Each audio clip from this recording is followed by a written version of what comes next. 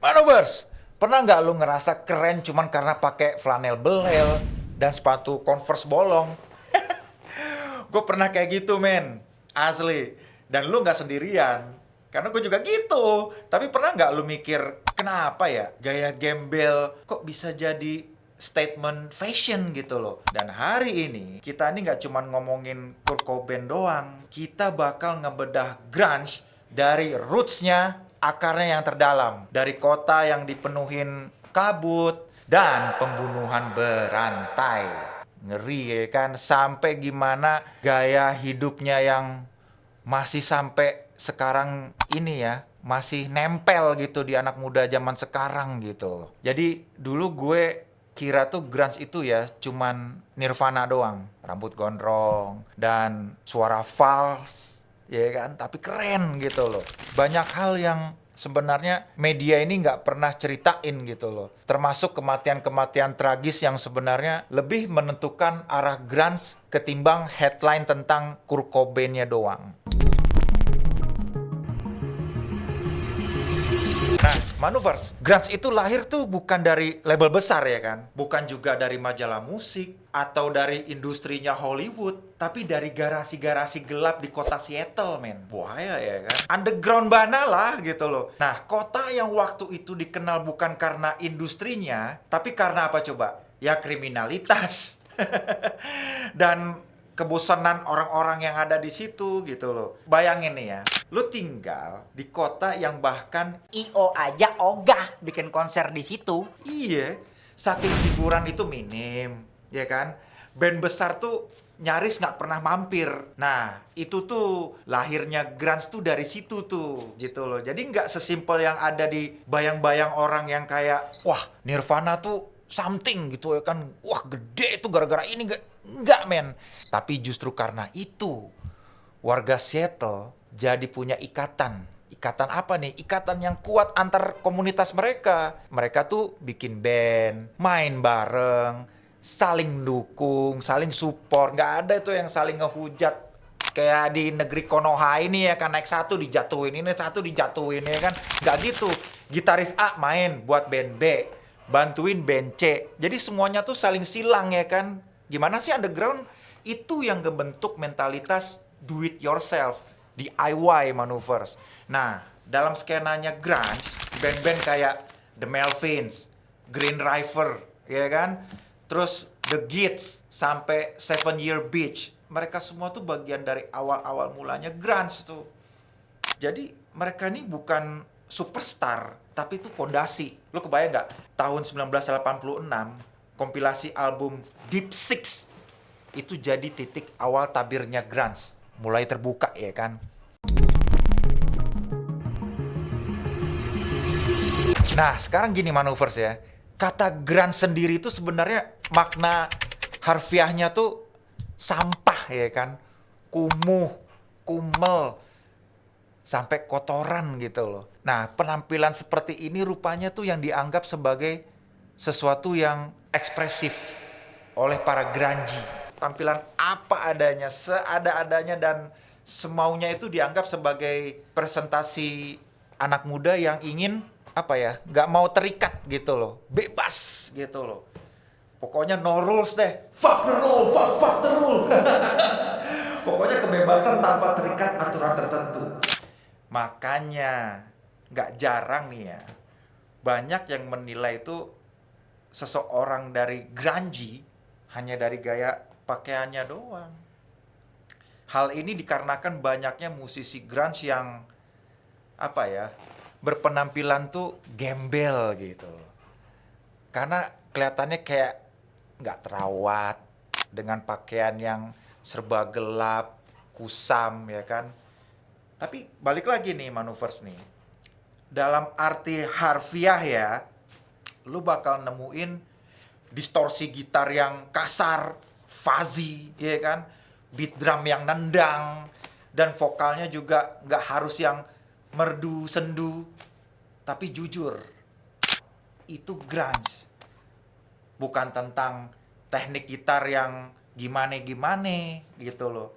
Tapi tentang ekspresi. Liriknya bisa super melankolins, bahkan depresif malah ya kan.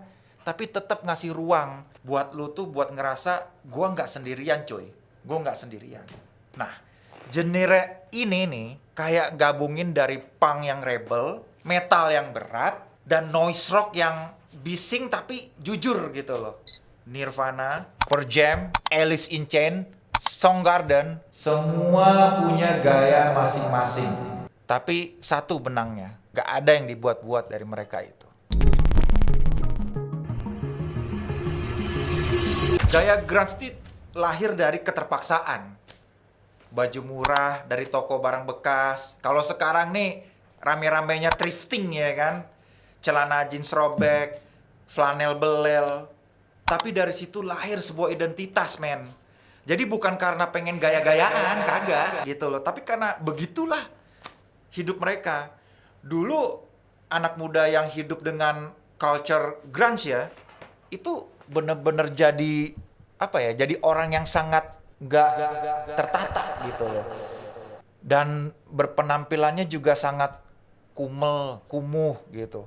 Berbeda lah dengan zaman yang masa kini yang you know lah ya kan, yang menjadikan grunge nih jadi kayak salah satu tampilan mode fashion jadinya. Iya kan, akhirnya tuh gaya grunge itu di Eropa, di Amerika dijadiin fashion show, tau gak lo? Padahal grunge itu menjadi apa ya? Menjadi ciri dengan gaya pakaian gotik dengan nuansa gelap aja tuh udah dianggapnya juga grunge gitu. Jadi nggak cuma busana doang. Berbagai bentuk riasan ala grunge juga banyak dibuat oleh konten kreator. Bener nggak, Manuvers? Dan ironisnya lagi, setelah grunge-nya meledak, booming, you know lah, industri musik tuh mulai ngejual grunge look sebagai fashion statement. Nah, mulai dari catwalk, ya kan, sampai iklan parfum, men. Dan hari ini, sisa grunge itu masih terasa. Lu bisa kok lihat di gaya anak indie sekarang. Musik lo-fi, sampai mentalitas do it yourself itu DIY ya, di YouTube dan skena lokal gitu loh. Tapi kadang kita lupa, dari mana semuanya ini bermula, coy? Dari mana? The aha moment. Wede. Jadi grunge itu tentang komunitas. Bukan cuman Kurt Cobain-nya doang, bukan. Dan ironisnya ketika media cuman fokusnya ke Nirvana, mereka justru kehilangan esensi aslinya grunge itu sendiri. Kematian Kurt memang jadi simbol. Tapi ada dua kejadian lain yang justru lebih memukul komunitas grunge itu. Kematian siapa, ada yang tahu nggak kira-kira? Kematian siapa, ada yang tahu nggak? Yang bener-bener dedengkotnya grunge siapa gitu loh. Nih, gue kasih tahu ya. Yaitu kematiannya Andy Wood dan pembunuhan Mia Zapata. Kalian pasti tahu nih, anak-anak Gen X sama milenial pasti tahu nih.